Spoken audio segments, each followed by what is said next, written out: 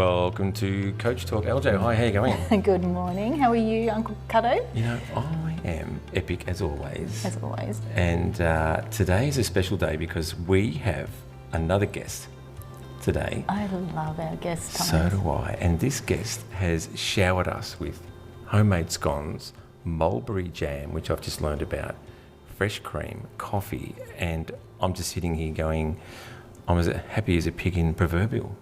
We are so lucky to be sitting in the home of one of our really good friends, and yes, absolutely spoilt this morning. I think you should do the introduction. Well, our beautiful listeners would have heard a shout out that we did in one of our podcasts to a very special soul that we know as Sesame with a J. And today we are very blessed to have Jessamy Corbett here with us. And we're going to talk about all sorts of wonderful bits and pieces because she has had quite an amazing life, and the goal that you have shared with us over the time we've known you, from a conversation in our business group meeting where we first met as strangers and now we've become firm friends. We are actually very blessed to be sitting across from you and having this conversation today. So thank you so much for spoiling us this morning with not only your amazing cooking and mulberry jam. Oh my goodness. Yes, Jez made the jam. I am so excited to be on. Thank you so much for having me. I really appreciate it. You know, we should cue some sort of music and go, come with us on a journey with Jessamy as we unpack and explore her whole life's achievements. We could do a whole thing on that. Oh, we absolutely could. We might get that and put it in the podcast. Maybe. Yeah. Good to have you, Jessamy. Welcome. Thank you for having me. Yeah, I'm going to let you, LJ, you can run the whole thing. You have a plethora of questions. You have so much to discuss with your bestie. And I'm just going to sit here and drink my coffee and eat scones with mulberry jam and cream. I think you guys should go for it. Thanks. You are so welcome. Well, as our beautiful listeners already know, we are unapologetically real, and we have conversations that go down rabbit holes and end up just coming back right where they need to come back. And Jez, can I call you Jez? Call me JC. JC? Is that JC, that's what everyone calls me. amazing? So from LJ to JC. Yeah. Tell us a little bit about your interesting life, because one thing you shared with me was you moved overseas, you had your beautiful family overseas, like your boys, you had them overseas? Well, I actually had them back here, but only for a hot second. I flew back just because it was easy to be back here with them, but yeah, just a hot second. Hot second, I like that. But one thing I was really curious about is young family with strange country. Hubby is an entrepreneur. Yeah. Wow, that's a whole other topic. We'll get into that. But how did you go moving, like, and being sort of where you didn't have the support and the network around where you were? Because there's a lot of people that listen to us that are probably faced with the same situation, and you have always managed to inspire me with the conversations we have, and I'd love you to share that with some of our listeners. Oh, thank you. Well, I moved to London from Melbourne when I was 20. So my husband, then boyfriend, or I loosely use the word boyfriend, moved over to London, and I decided that I was going to stalk him across the other side of the world. And he didn't have much choice in the matter. And so I flew to London, and my parents said I'd be back in 6 weeks' time. And I was like, no, I'm moving to London. And they thought she will be back in 6 weeks. And I came back 23 years later, which is crazy. Wow. Yeah. And I moved to London having had a bit of a journey with my mum through her health. She'd had some really bad health, and then I was diagnosed with juvenile epilepsy when I was 18. And so I just wanted to make a shift. I wanted to change. I wanted to live a life. And I just thought, I actually had a dream. I woke up one day and said to my mum, I had this dream about being 40 years old, which is 4 years younger than I am now. And I was getting divorced from someone I didn't love. And I thought, why didn't I just get on that plane and see that guy in London? Wow. So I did. And I moved to London, and we had our 2 beautiful boys there. They came back, they were born here, but only just by birth. And then we flew back to London when they were weeks old. And I raised 2 babies with a husband that was starting a business and multiple businesses, and never around a whole lot, and in another country, and it was pretty full on. But I always say the benefit of raising your children in another country is that you raise the children the way you want to raise them. There's no external influence. So, your mum's not looking over your shoulder saying, I wouldn't have done that, or what about this? And you have to find your feet, don't you? Yeah, you really do. You really have to trust your instincts and find your feet. And you become very strong in what you want. I realised really early on, I had 2 boys, and I realised when Quade, my second, was less than a year old, that I wanted to raise boys that someone would be proud to marry. Oh, that's and that was beautiful. something really profound for me. Like, I get quite emotional when I think about it, because I think it was such a moment where I said, I want these boys to be beautiful humans. I don't want them to be anything. I don't want them to be the Prime Minister, or I don't want them to be a judge, or I don't want them to be a lawyer. Maybe they'll be all those things. I don't know. A heart surgeon. You know, that people put these things onto their children, what they're going to be and who they're going to be. And I just wanted to raise beautiful humans that someone would be, like, someone one day would go, thank you. Yeah. Thank you. That's So, such a gorgeous sentiment. And you have. They are such a credit to you. Well, Absolutely. they have their moments. Much like myself. Yeah. So there's a couple of questions that come out of that. First of all, where did you find your resilience? Because it seems like you're pretty close with your mum. Yeah. So who are your heroes in that sort of... I find resilience and grit and determination and all of that. I find it such an incredible thing, because I've drawn on it more times than I think most people should have to. And I've had the worst happen. We lost in 2008, and we lost millions and millions of dollars overnight in the GFC. Wow. We had a client, my husband had a client, they had got into a lot of debt. We were responsible for their debt, and it just blew up overnight, and no one saw it coming. And we went from being well off, living a pretty great life, to suddenly not, and being in a very different scenario with a newborn baby. I found out when Cassian was 21 days old that we lost, I don't know, it was close to $5 million overnight.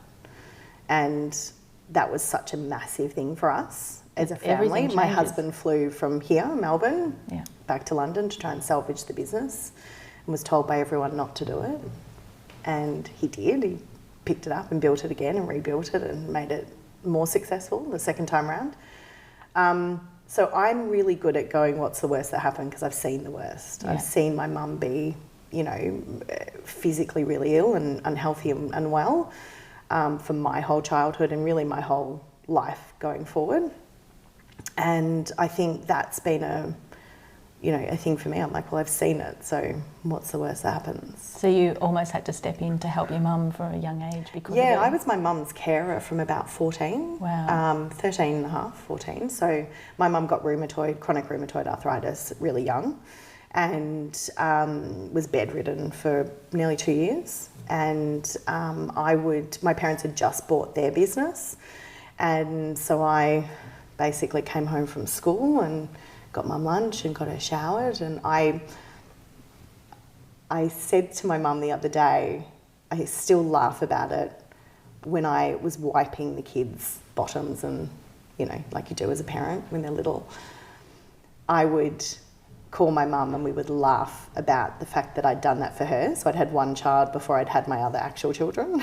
But while you were a child While I was a child, yeah. And then she actually she was pretty unwell, and there was a lot of, navigating her health and navigating the family and the dynamics of the family. My brother is much younger than me. He's 6 years younger than me.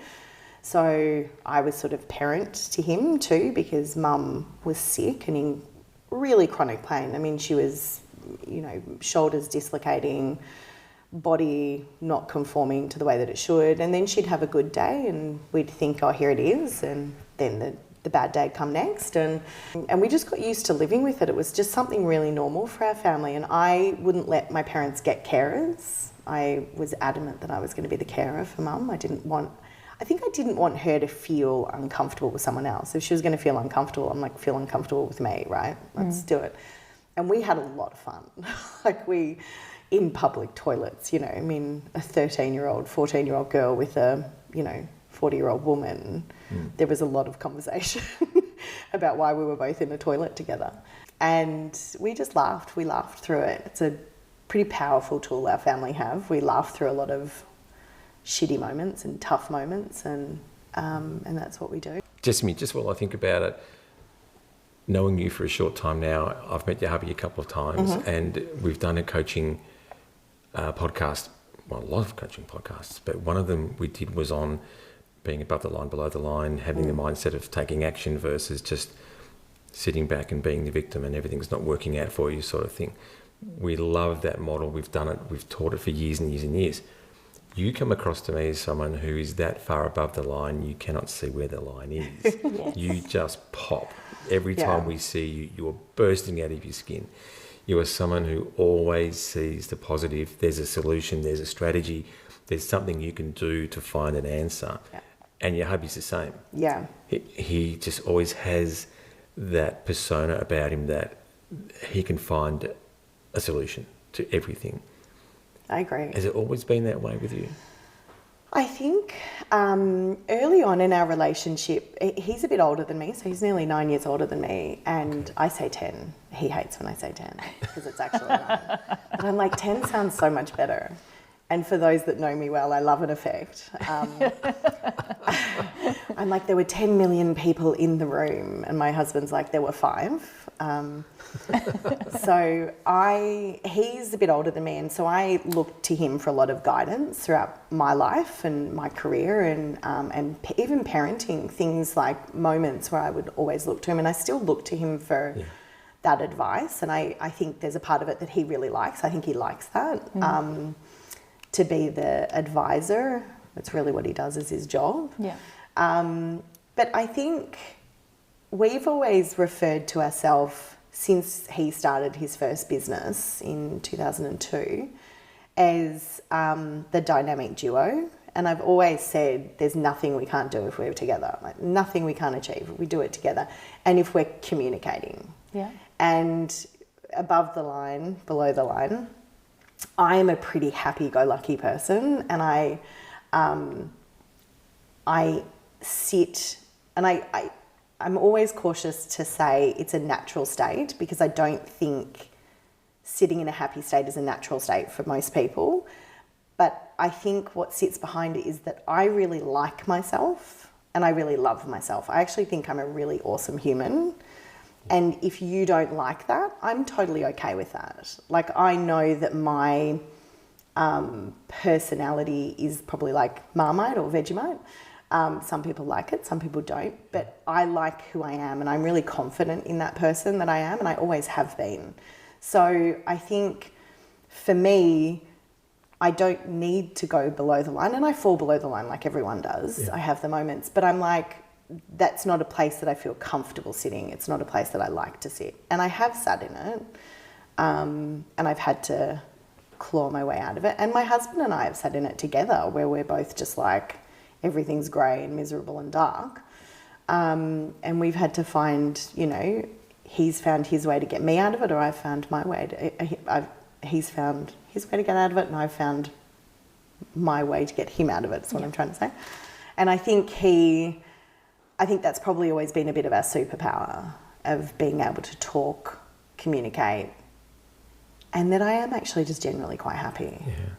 I'm not a miserable person. It doesn't sit in my vocabulary. Definitely not. And I really love that. Thank you so much for sharing, because I think this day and age, it's really rare to find somebody who likes themselves and who is very intrinsically motivated, because, I mean, let's face it, social media has meant that everybody's looking for the likes. Yeah. I guess people call it happy-go-lucky now, wouldn't they? But it's not. It's actually self-certainty and self-advocacy around that. And the worst thing you can say to me is, you're lucky. I say if someone tells me I'm lucky, it's probably about the only time you ever see me get quite angry at someone, regardless of how I know them. If someone tells me I'm lucky, I'm like, I'm not lucky. I've created every bit of my luck. Every bit is my creation. Hey, LJ, do you want to see the transformation? You're a brave man. You're so lucky. Go. I am not lucky. I have created my luck. If we'd have had a video on that face.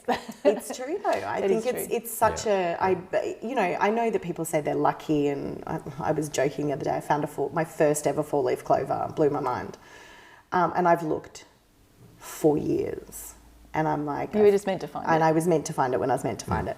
And the funniest part about the story of finding the 4-leaf clover was when I found the 4-leaf clover, I was telling my mother about a friend of mine that finds them all the time. And I said, I'm just so sick to death of her finding these 4-leaf clovers.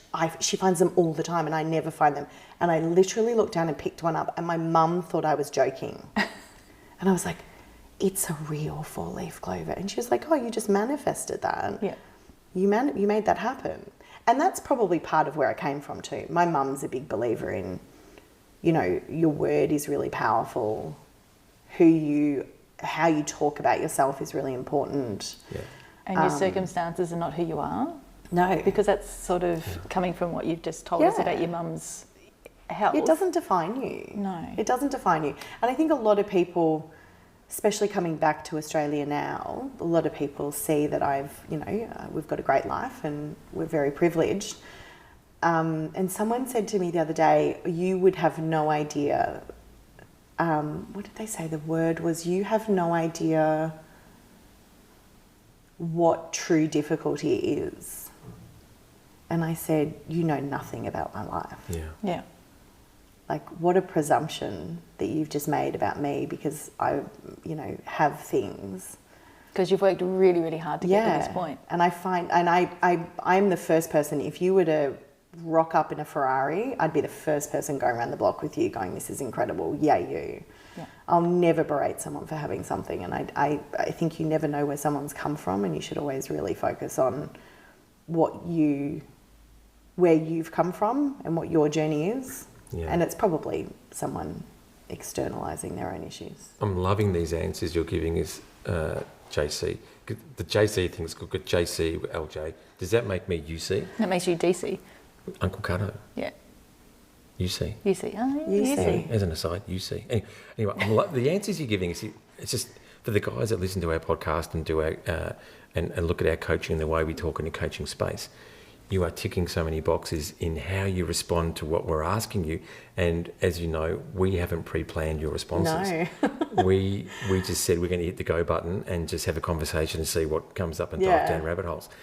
You are talking with so many key words, key phrases, things that we really drive home in our coaching business for people that listen to us.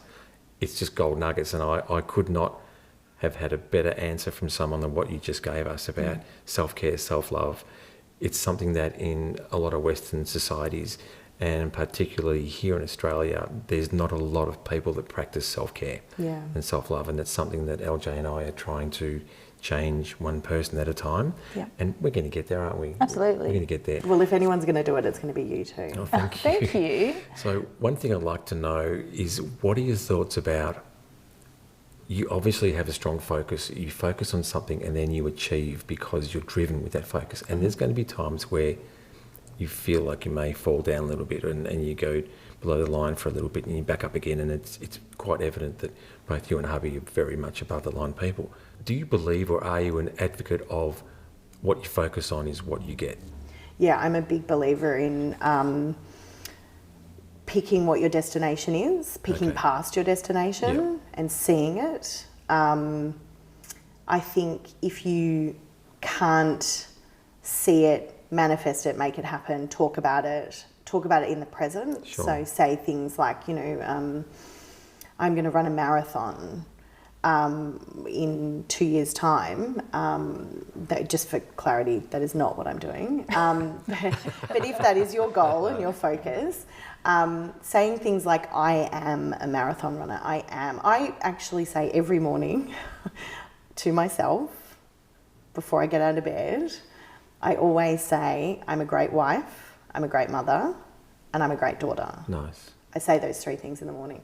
And then I think about things, I think I said to you before, I see through things, like I can see through a moment. So when I fall below the line, I'm acutely aware that I'm below the line, but I can see when I'm going to be back up towards the line. So I think the vision, if you're wanting to do something and you're really wanting to you're finding it difficult, because I think that's a hard thing. We all go, oh, let's run a marathon, but how do you run a marathon? Like, where do you start?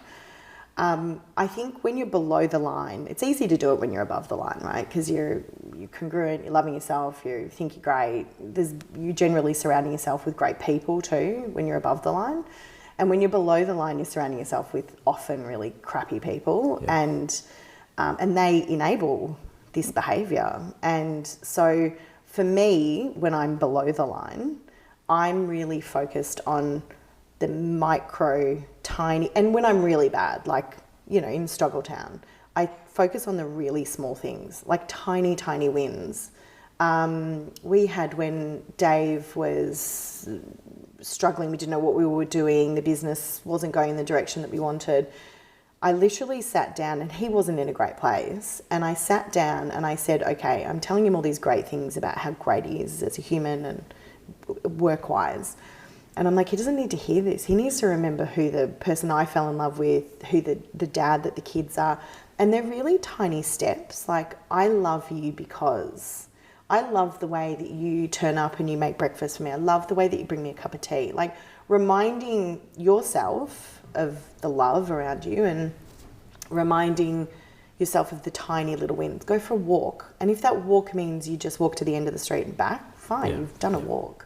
But I think it's little things. Don't try and go, I'm going to run a marathon and I'm going to go out for a 20K run. Like, it's just, it's never going to happen. And when you're below the line, that's the really hard time, where you've got to delve deep and do tiny things. Yeah. Teeny, tiny things. Yeah, I great really advice. love that. Really, really love that. And one thing that I am so grateful to be have you as part of my world is your beautiful humility. Like, you've shared things with me over the time, but your beautiful humility of just, I am me, and this is, you know, you're either going to love me or love me. So, was there a time where you just got stuck and had no vision? Yeah. And then how did you pull yourself out of that to work out? Because there's a lot of people, especially at the moment, I mean, you look around the world, there's a lot happening in the world, and there's a number of souls that are really stuck and can't find a way forward. It's all very well and good for us to talk about planning forward and to, you know, picture the future. But part of the conversations that I've had in the last couple of weeks is around people going, I honestly don't know what my future looks like. Yeah. So can you share with us, if you're okay with that, is how you got through those moments? So I had, just before, it was probably 17, 18, I got stuck in a really bad rut. I was, Dave was travelling a lot. There was no connection. Like, we were very disconnected, but still very much in love. But the connection that we'd always had was a bit disconnected. And I'm not good. My number one value is love, right? It's the number one thing I need in my life. And I have to give as well. It's really important that I receive it as much as I give it. And I found that in this moment of being really struggling below the line, I wasn't talking well about myself. I remember saying something in front of my son, and I said, "Mummy doesn't look pretty today." And I was like, even in my head, I was like, I would never say something like that. What did you just say that for? And so the words and the way that I was talking about myself had really shifted. And I was tired. I had 2 kids. My husband wasn't there. My parents don't live in the same city at the time. It was just massive. And I remember talking to a friend, and I was like, I think I might be teetering on the edge of a bit of a breakdown. And she was like, you? And I was like, yeah. And she's like, but you've got everything. Like, you got it all together. You're amazing. And I was like, yeah, I don't think I have. And for me, when I was in that moment, it was very, very easy to just wallow in the misery of it. Mm-hmm. It was easier. It's like, you know, I always say to my kids, smile. It's so much nicer when you smile. It takes more muscles to frown. Like, smile. But when misery loves company, right? So then you're in misery, and then you're like, I'm going to find all those miserable people. And I just curated this village around me of grey misery. People that weren't positive, people that weren't talking the way that I was talking. And I had this moment, and it was when Sia brought out that song, Unstoppable. Yeah. And I was walking down the street. She'd also posted something on Instagram, and it was in reference to a shoe or something. And there would been these two things that collided for me looking at her and listening to this song. And I was like, I have lost my spark. I have lost everything. And that was the moment when I changed my people around me. How hard was that to do? Really hard. Yeah. But how necessary was it? It couldn't have been more necessary. It was probably the biggest thing that I needed to do because, like I said, misery loves company, and I just surrounded myself with people that were enabling the misery and relishing in me not being on top. Yeah. Like they liked that I was here, and because it made them feel better. Yeah. And in part of the getting out of this group of people, I had a really tight-knit mums group at school, which I was really were like my rocks. And I realised that there really was just three of them. Three of them were just my rocks, and I didn't need these sort of other 4 or 5. And I sat down the 3 and I said, I'm going to tell you something. You guys are my rocks, but these other people aren't. And I said, for the betterment of my own health, I need these guys to go. And so I'm not saying I want you to pick sides. I don't want you to choose. I'm just saying when we're in a group setting, I'm not going to be there. It's not good for me. Just for now. Wow, that's I might really be powerful. okay, but just for now. And it was such a difficult thing. And it timed actually with a big birthday. And I didn't invite people to my 40th birthday. And there was just a whole host of things that happened. And people messaged me and they were like, why? Why am I not coming? Why am I not seeing you? And I was like, because I don't feel good when I'm in your company. And I was really honest. That is amazing. It was really hard to do. Powerful. We have done a podcast on, and we talk a lot about who you hang with is who you become. Yes. And we are not, for the listeners, we are not holding a big bag of cash up in front of JC saying, just say what we want you to say. We have no idea what your responses are going to be because we just don't do that. But your answers are just ticking so many boxes. Yeah. I'm loving the whole thing because people that listen to, hopefully everybody listens to all our podcasts, but they're going to hear the same flavours over and over of what you focus on is what you get, being above the line, who you hang with is who you become. 100%. Conversations open doors. Yeah. The whole lot, and it's amazing. So and my favourite is conversations in your head are not a conversation. Oh, so I like that. Conversation where you're like, you know, when you're sitting with your husband or your wife. My husband. Anyone. Just asking for You're a my friend. husband. Yeah. When we're sitting on the sofa and you're looking at them and you're like, why didn't you get up and do the dishes? That really annoys me. I'm so annoyed you haven't got up. Just get up and do the dishes. But it's not a conversation. And you go to bed and you're like, I really wish they did the dishes. And then 2 days later you have some random argument that's nothing to do with the dishes, but it's because of the dishes. And I say it all the time. I say it to all my friends whenever they're moaning about their husbands. I'm like, you're having a conversation in your head. You're not having it with the person you need to have a conversation with. Are we going to get a T-shirt made up with that? I think so. We get so gosh, many you should. T-shirts made up with things. That would be so we're going to get one that says, conversation in A conversation in your Is not head a is not a conversation. I like that. Yeah. I really like that. Yeah. So in dealing with those conversations in your head, did you have the same conversation inward and just go, you're not good for me? I actually just went back to this spark of, I kind of got back to I love me. Like back to the core of, I'm a really great human. I really like myself. I like what I have to offer people. And if they don't like that, once again, that's okay. But for me, I was looking at these people and I was like, at every opportunity you're putting me down and you're taking me back to this place that I don't want to be in and you're reveling in my misery. So for me, there was a conversation in my head for sure, which was this Sia's Unstoppable song. If you haven't listened to it, it's like my favourite song ever. I'll listen to it all day, every day. And I said, I'm not willing to accept it anymore because this is hurting me. And the other thing that I do, and I'm probably better at it when I'm miserable and below the line is I'm really good at saying, if I was in charge of me right now, if I was my child, what would I be saying to myself? What would I be doing? How would I be treating myself? Like, what would I do? Yeah. And I was looking at myself and I was like, if this was my kid, I'd be like, you got to get rid of these idiots. They are not good for you. They are reveling in your misery. Why? Why do you keep going back? And so, yeah, a conversation internally about what you truly want, getting back to your values, like what your values are. Like mine are love, happiness and family. They're really important to me. And I challenge anyone to tell me that family is not a value, because it is for me. Yeah. I think it's so important to get back to your values, get back to your own internal dialogue of talking nicely to yourself.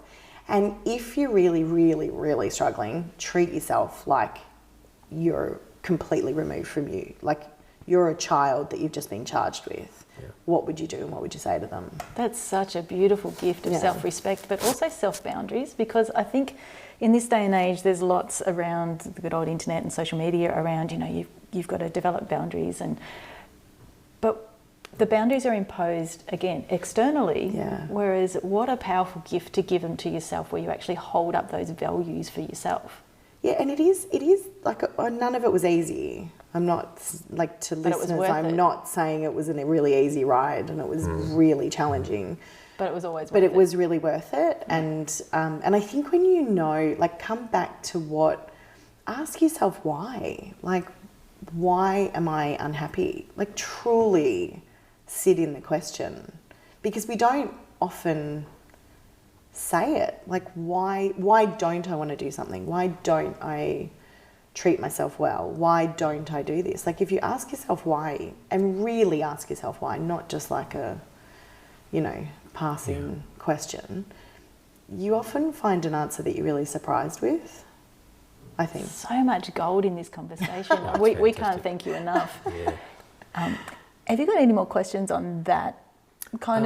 Because I have just one thing. We are not paid or endorsed by anyone to mention or shout out to artists, but absolutely, Sia, born and bred in Adelaide, world class. If you as a listener want to have uplifting, motivating music, SIA, put on Sia. She's amazing. She now is a songwriter for some of the world's best artists in America. Yeah. She's an amazing. I know that LJ, you're trying to get me to be a Swiftie fan, and I get it. But they're very similar. Sia's fantastic. They're very similar in the way they do business and the way they promote the importance of self-respect and self-boundary and self-love and business. Yeah.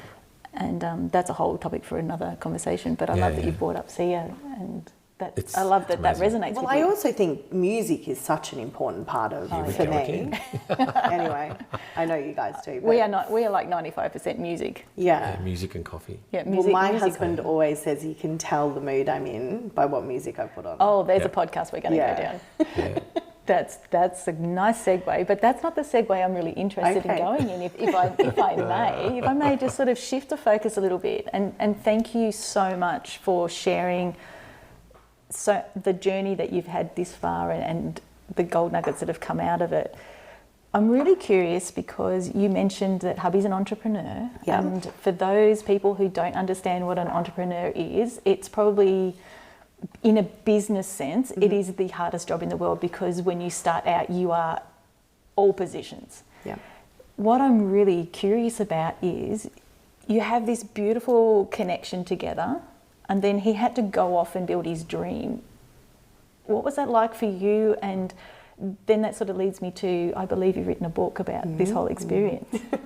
Or you're writing a book. I am writing. Well, I keep saying I'm writing. It's the ever-evolving book, but it's very close to being finished. But it's a great question, because entrepreneurism, I think if anyone comes to me and asks me about wanting to be an entrepreneur, I'll say to them, why do you want to be an entrepreneur? The first thing they say is because I want more time and I want more money. And I'm like, they're the first two things you're going to lose. You're going to have no time, ever, and you're going to have no money. And you'll be the last person to be paid. It's a marathon. Yeah. It is not a sprint. And you see all those, look at Google and Facebook and Instagram, and they were 500 failures before they got to the billion-dollar business. So founder, entrepreneur, whatever you want to call yourself, it's a really tough gig. And when he first started the first business that he had, I think it was like 2001, 2002, I was like, yes, whoa, this is going to be incredible. I was actually earning loads of money at the time and was like kicking goals in my career, and I was like, this is going to be amazing. What was your career before that? I've always worked in sales. Okay, so cool. Sales has kind of been my life. But at the time I was kicking goals, I was winning, I was making tons of money. I was making stupid money for whatever I was, 21, 22. And I just loved it. Like I thought I would be this powerhouse of a saleswoman and he would be this entrepreneur, and we were like going to change the world. And the first 6 months, him and his business partner sat in our 1-bedroom apartment on our sofa, and there was like an indent in the sofa of their bottoms and he never left. And I was like, I don't think I'm really loving this whole entrepreneur thing. Like, I think maybe I didn't think this through enough. And I probably would say the one thing going back retrospectively, and writing the book has been a big thing on looking back at this, is we never talked about money. We never talked about responsibilities. There was a conversation that went like this: I'm going to start a business. It's going to be awesome. I've already think I've got a client. Can you pay the mortgage for the next couple of months? And I was like, yeah, sure. I'm like kicking goals. It'll be incredible. And then like when I was still paying the mortgage, and then he was bringing in money, and I was like, when do you contribute to the mortgage? And he's like, no, everything's going back into the business. And there was this really weird shift of like, we'd never talked about it. There was no conversation about, let's sit down and have a structured conversation about what entrepreneurism is. So if you're a couple and you're starting the journey, for sure, have the conversation. Have the conversation and have the really hard conversations. Because I was 21 and Dave was 29 or maybe 30. And like, I wanted kids and I wanted to get married, and he was like, I'm starting a business, park all that. Like, and I was like, no, but like, I want a wedding. Like, I want all this. And we just never discussed any of it. So probably around the time we got married, which was in 2005, I started to demand a bit more of the conversation. And I was like, okay, we have to talk about things. Like, you can't, this is not a free-for-all. Like, we need to be, we're in this together. We're the dynamic duo. And that was probably the big shift, because entrepreneurism is so hard. Yeah. And it is thankless. Your staff will hate you half the time because you have a big expectation, because this is your baby, this is your child. I mean, I always say our first child was Dave's first business. That was our first baby. So I think I've kind of gone off topic a bit, but I think the path of entrepreneurism has to be about communication. It has to be really open, and you have to both communicate all the time, because the goals change. You're pivoting all the time. I've pivoted more times than is, I think, humanly possible. Like, we've gone, I mean, I've had kids enrolled in schools in a country, ready to rent a house, and we're sort of had, gone out to those countries, planned everything. I've come back home to pack everything up, and Dave's like, no, we're not going, we're staying where we are. And I'm like, oh, okay, cool. And I talk about it a lot in the book, of the metaphorical bag beside the front door. When you live with an entrepreneur, you constantly have a bag beside the front door. You're like ready to pivot, ready to go, ready to do like something new. You're like, what's the new thing? Is it going to be that we're not getting paid this month? Is it that we're not, we're starting a new business? And then as my journey progressed in entrepreneurism, I then had children, and so they became my focus. And I felt this really strong sense of being left behind on that journey. And the kind of pinnacle of it was, I was at a dinner party with Dave, and he someone asked him a question about what he was doing, and he said, I'm opening an office in Nigeria. And I was across the other side of the table, and I said, what? What do you mean you're opening an office in Nigeria? And he's like, yeah, I leave on Monday. I'm opening it. And that blew me away, that I didn't know that my husband was opening an office in Nigeria. And I mean, there'd been talk about it, but there was nothing, like I just didn't know. And that's when I realised I'd gone from them sitting on the sofa with the imprints of their bottoms and baking cookies for clients and being really engaged, to being really left behind on the journey and having no control. I'd lost what I felt was the control, and that was really difficult. And that was a very isolating feeling, and feeling very isolated from your partner. And also, I didn't understand money. Like, I was like, how much money do we actually have? Like, I'd never really had these conversations, and that was the pivotal point for me. I was like, okay, I need to know what's going on, what's happening, when you're doing it, and this is not just about you. And I think because entrepreneurism is lonely and it's difficult and it's hard, entrepreneurs tend to get quite insular, and especially if there's an ability for the partner, the life partner, to be distracted by something else, whether it's their work or their children or both. When you walk away from it, you suddenly realise that you know nothing about the direction of your life. And that's a really unsettling feeling, to not know where you are in your life and what the direction is that you're going, and who you... I'd lost my identity entirely. Wow. And that was really, really difficult. And that was... I kind of dug myself out of that, and that was very difficult. But that was the point that I realised that his business had done a bit of a dive. They weren't going as well. And then I started to realise there were real parallels between when I was doing well, he was doing well, and as a couple we were doing well, and the business would fly. Mm-hmm. And I was like, maybe there is kind of something in this. And I'd been collating my little black book of...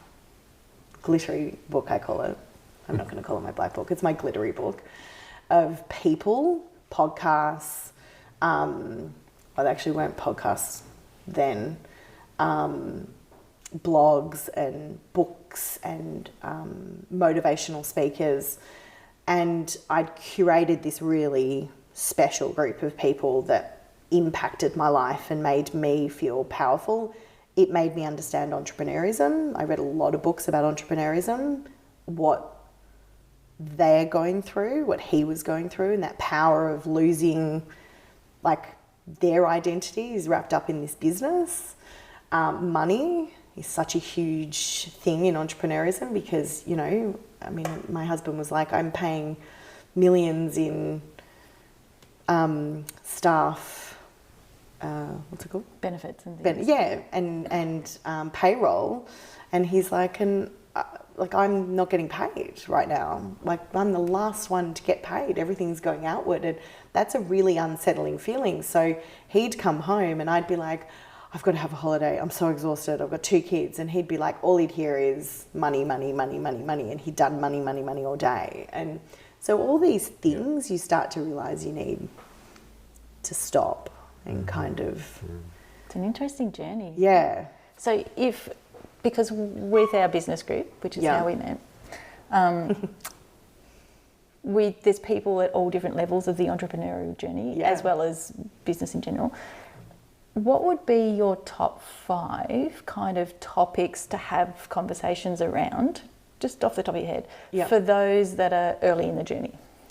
So understanding, if you are doing the journey together as entrepreneurs, understanding what your roles are, super important. Because the entrepreneur, we know both men and women who are in the entrepreneurial role. So I guess as the couple. So if you're the non-entrepreneur.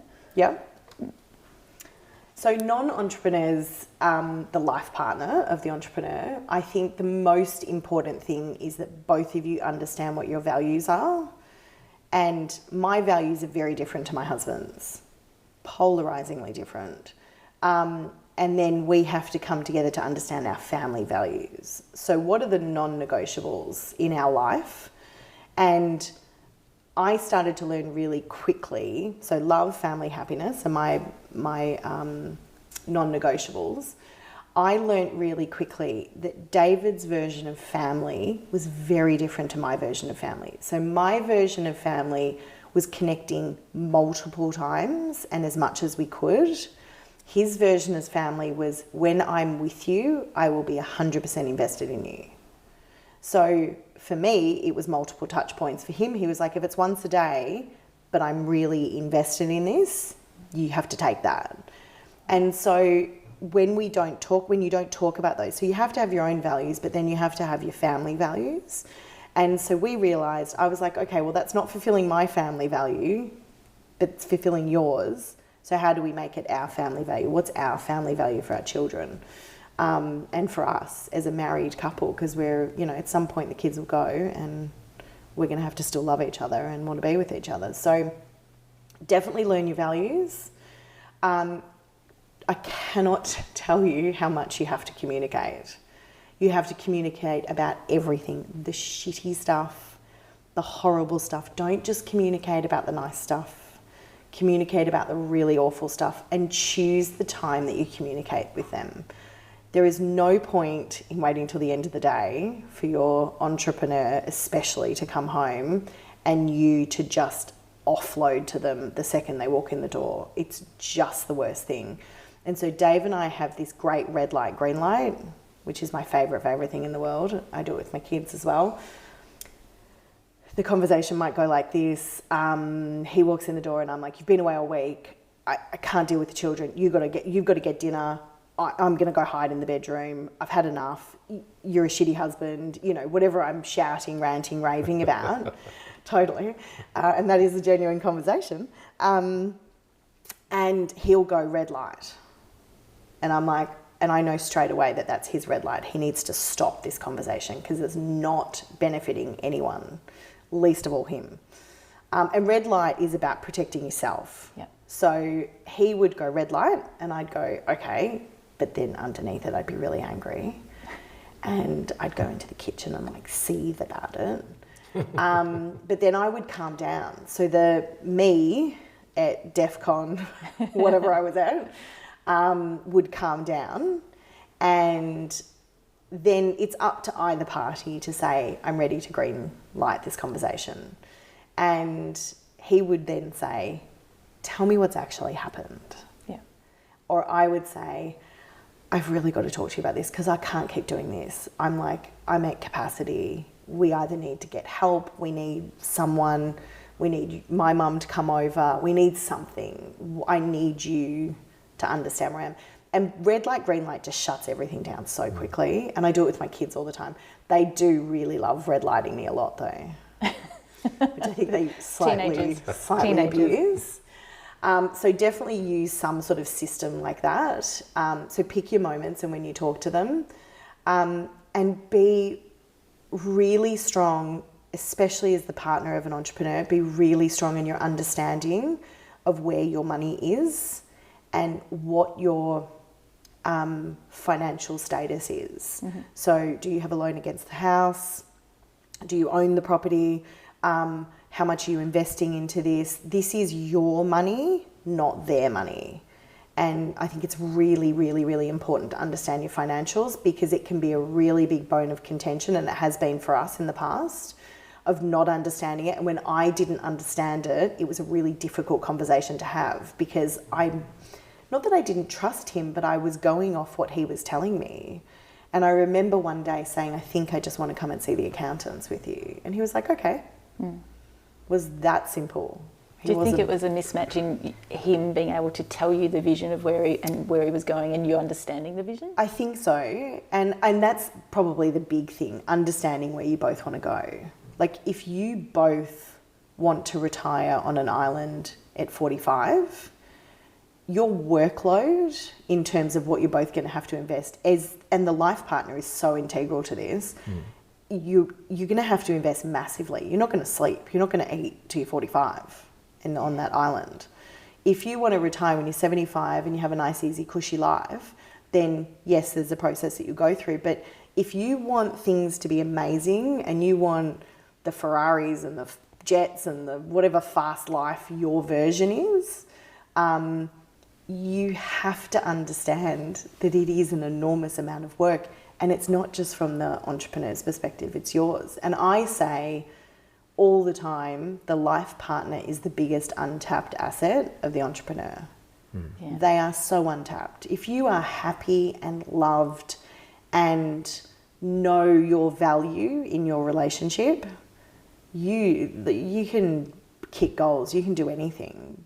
But if you're falling below the line and you're miserable and you've got a misery wife partner at home who's just like, ugh, and the Debbie Downer when you get home, you're just below the line all the time. Yeah. And I think to stay above the line is hard work. So it sounds like you need to have those conversations around vision, understanding the sacrifice it's going to take for both of you, and family-wise, and if you've got a family, but for both of you to then step into the entrepreneurial journey and where you want to get to with your goals. And then communication is what I'm hearing. Did you have like a set time where you said like date night sort of thing, and this is where we... Because I know that it works for some people and it doesn't work, but I love your red light, green light system. Red light, green light's great. The non-negotiables in our marriage, especially when we had kids, were really difficult because Dave was travelling so much. So to say that I had to have a date night once a week with him was just not workable. Yeah.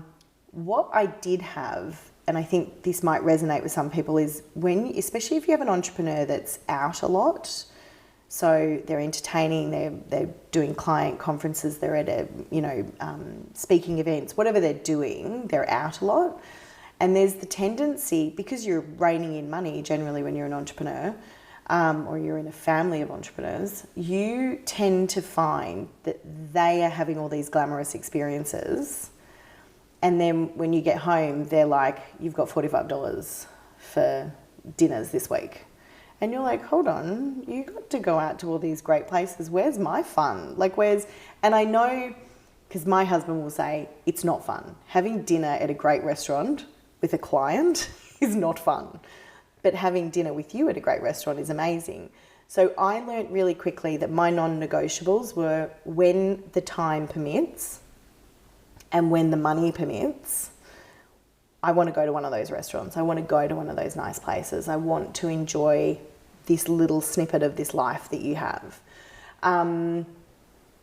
There were some bigger goals as we got more money behind us, but the little goals were, I just want to be part of that world. I want to be part of your experience. Because I love that you bring up the financial side of things, because ultimately people judge finance as a version of success, which is not always true.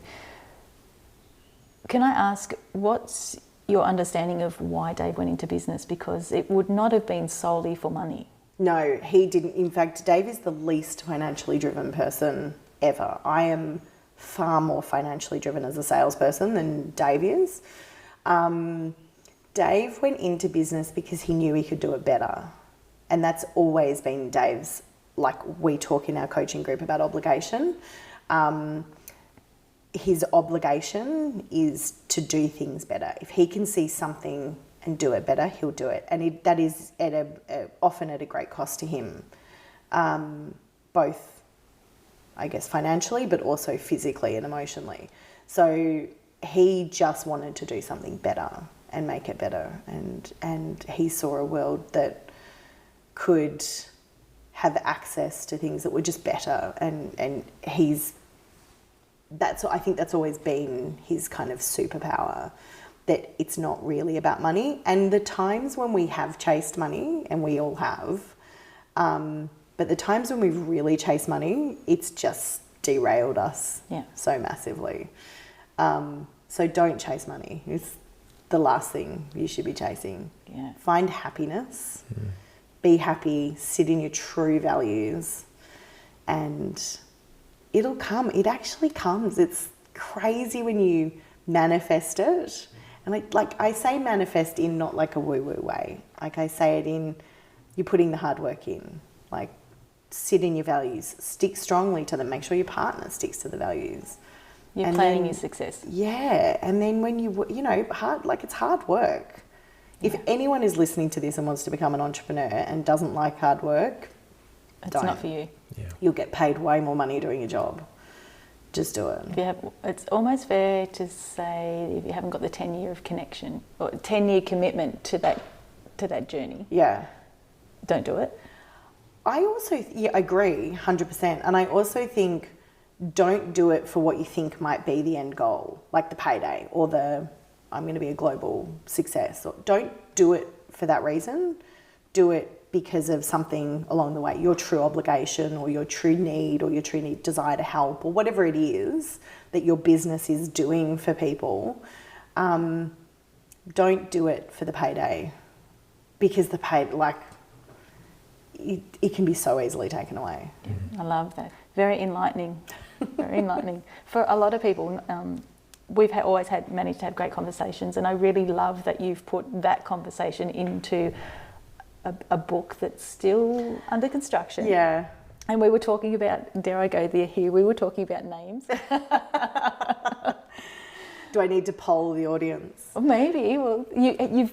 One of the things in the sort of moment where I sat down with Dave and said, listen, I'm actually really, really starting to realise I'm an asset in this business and I'm an asset that you really are not looking after well enough.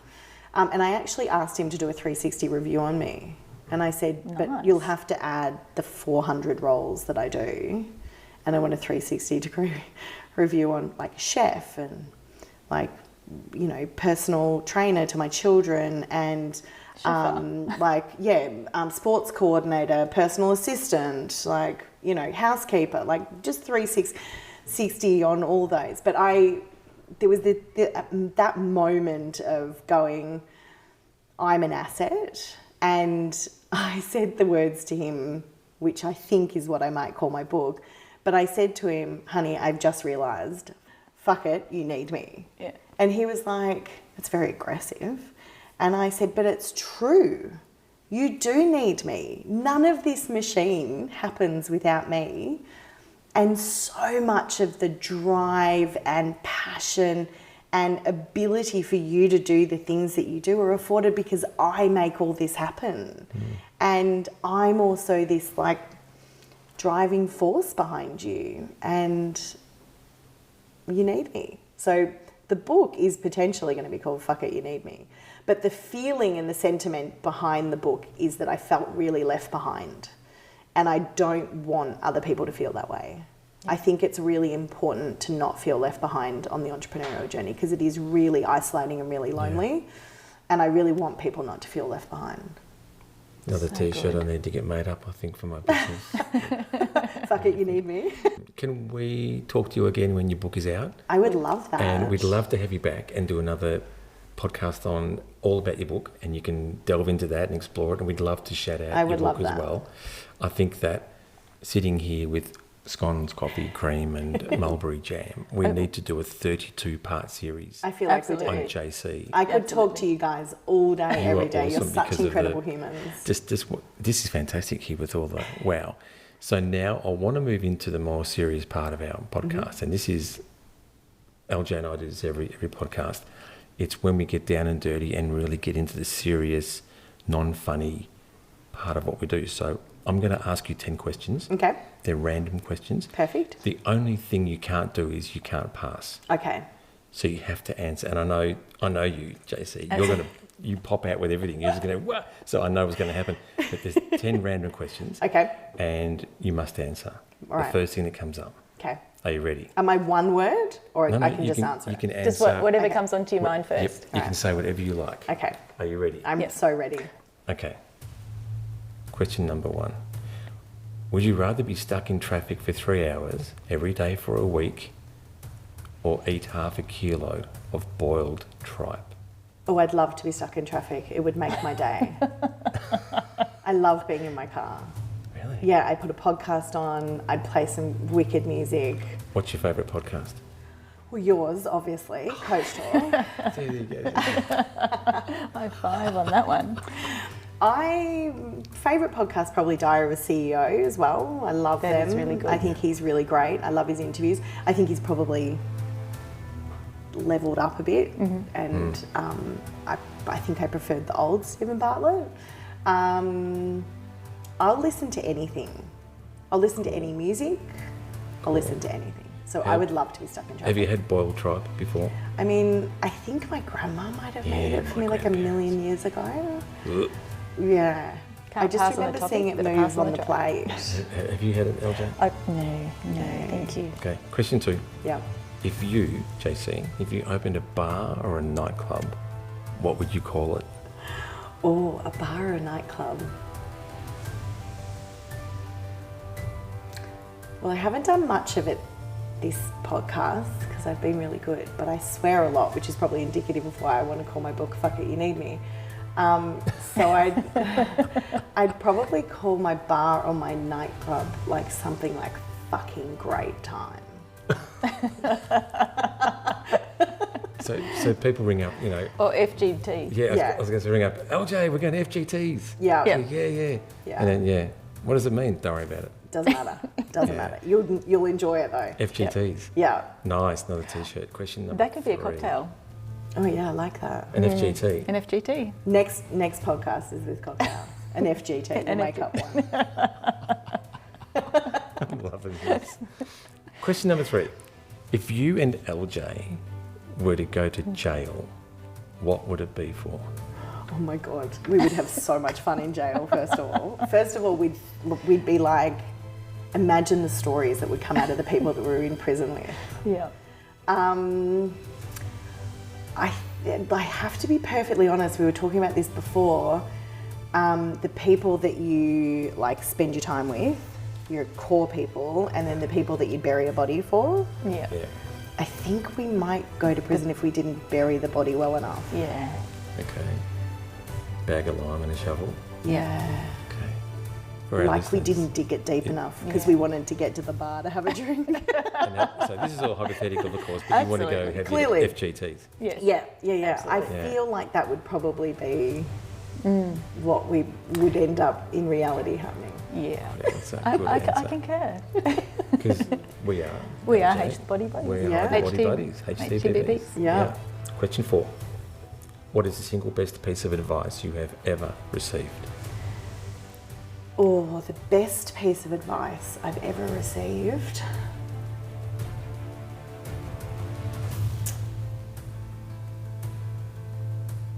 Tough times are just tough times. You get over them. Nice. Nice. My grandma, Nice one. Wise wise woman. woman. Thanks, Gran. Yeah. Question number 5. Which house would you belong to in Hogwarts? Oh, Can you recall the houses in Hogwarts? the one that Harry Potter's in because that would be fun. Gryffindor? Gryffindor. You know, I've never seen a Harry Potter movie and I've never read a Harry Potter book. Well, I read them with the kids. Yeah. And then we watched them like 40 billion times. And then I think I sort of erased that period of time from my life. It's like, you know, when they watch like Octonauts or like kids TV, it feels like it just glazed over in my life. But I feel like I would have to be with Harry Potter. Also, whenever, just as a segue, whenever anyone mentions Harry Potter in our house, everyone looks at me because I go, Potter, Harry Potter. And everyone laughs. I had a beautiful, beautiful soul years ago who gave me a Hufflepuff beanie. Oh, that's the other one. Hufflepuff. Hufflepuff. So And you'd have to be in Hufflepuff. I'm Hufflepuff. I think it's It's a more mellow, chilled. black and yellow. I don't know No because idea. but I've got a Hufflepuff beanie. Cute. It's pretty cool. I could see you saying, I'm in Hufflepuff. Hufflepuff. Yeah, I can see that. You could see. But you'd have to say it with the voice. I'm in Hufflepuff. Yeah, Yeah. it's dreamy. Yeah. I love it. Okay. Moving on. Number 6, question 6. If you could invite any 3 people to dinner, who would they be? I love this question. So only 3? Yep. Only 3.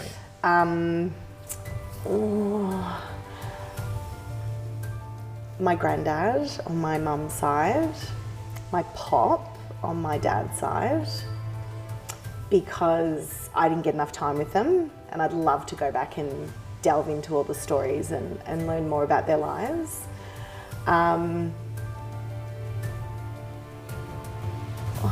The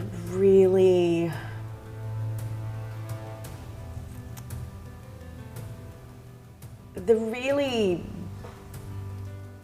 fun side of me would really like Marilyn Monroe, because I just love to talk to her about her life. I think she had like this crazy life, and I'd really like to know if she was actually killed by JFK. Oh, JC. Because I think that'd be really interesting. But I would also quite like to have my namesake, JC, Jesus Christ, I'm not a religious person, but I'd quite like to have in there, because I'd like to be like, listen, let's have a chat about what was real and what wasn't. Yeah. What actually happened. Not the interpretations that have come out. Totally. I want fact. Yeah. So I think that, but... so the three would be? Maybe JC. JC. He would fit in quite well with my grandfathers.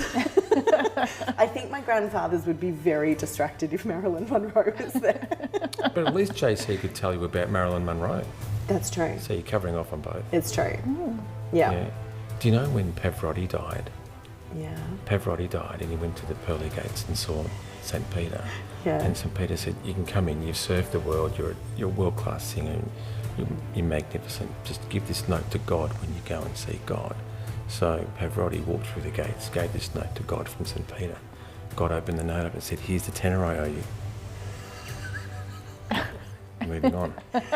Fun fact, my dad has been stopped several times a while ago when he was a bit bigger and asked to sign stuff because they thought he was Pavarotti. No. Oh, that's Totally. wow. I'd be signing. And also because my name is Corbett, I used to tell people that Ronnie Corbett was my grandfather.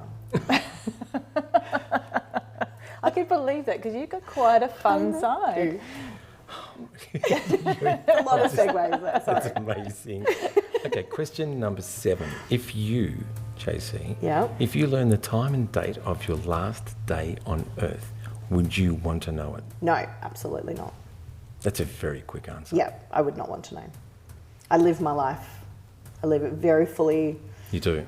I do not want to know. You do? No, I would hate that. LJ? Absolutely not. Because You wouldn't want to know? No, every day is a gift, so make the most of it. Every day's a gift. It is true. Every day is a gift. I want to know. Do you? I would go nuts. I would go burlesque every day until the day that I drop. But what if they said, like, you're not going to drop dead till you're like 112? That's a long time of partying. Yeah. Yeah. But you'd be like, I've got to afford the partying that I'm going to do. Strategy and planning. Yeah. Love it. You'd have to get your financial advisor in. But then the flip side in me, I love that. The flip side coach in me goes, why is it taking for you to know that before? I mean, I know that you make the most of every day anyway, but Yes, why would it take somebody who found that out for them to actually engage in their world? Totally. So that's a whole other segue as well. Yeah, but, what if Yeah, like drink the champagne on a Tuesday night out of the best glassware that you Swig have. it out of the bottle. Yeah, like just... You're a shocker. I'm up for that. That's probably why we'd go to prison. Probably. I like it, wearing your FGT t-shirts. Question number 8. What makes you feel super loved? Well, love is my number one value. I feel really loved when I know that everyone around me is happy. I feel very loved when... So this is an interesting question because I think... You mentioned this on a podcast at some point. If I pick up the phone to my husband and we finish a call, I say, I love you at the end of every phone call. If he called me back 30 seconds later, I would say, yep, blah, blah, blah, blah, Yep. I love you. Yep.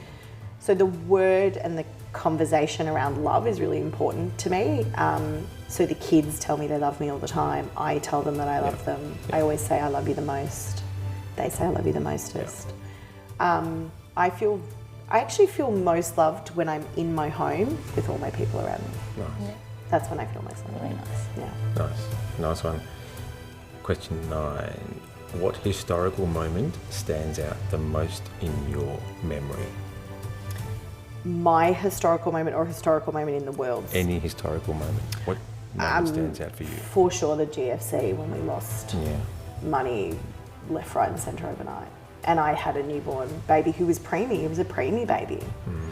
The GFC is a big moment in my life where I was like, we were underprepared for it. We had the wrong values. And I had a newborn.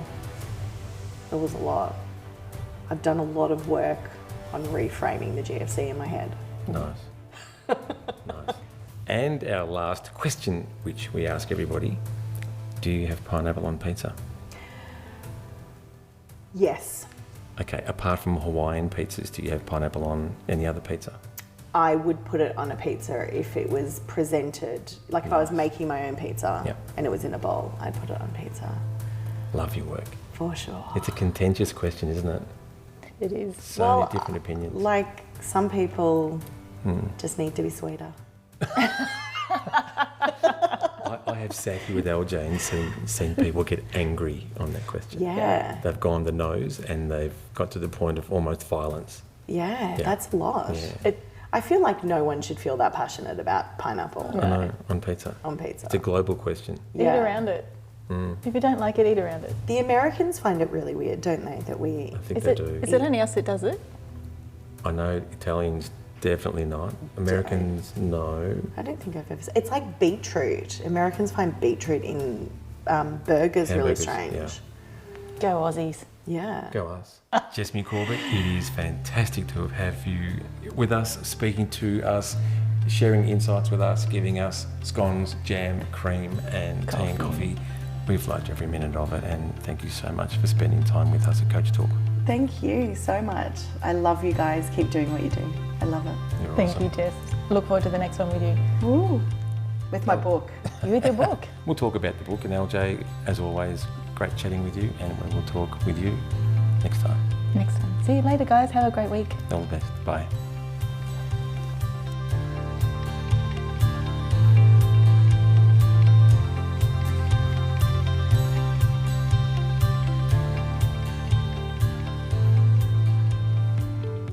Hi, it's LJ and Dave here. Thank you so much for listening to the latest podcast. We love what we do, and we know you get something great out of each and every publication. So don't forget to jump on the website, coachtalk.com.au. Leave us a message. Let us know what you're up to, what you're enjoying, what you're loving most, and what else you'd like to see us do. You can also find all of our content on Spotify, YouTube, Amazon Music, and Apple Music. Coachtalk.com.au is the website. Coach Talk. We've got you.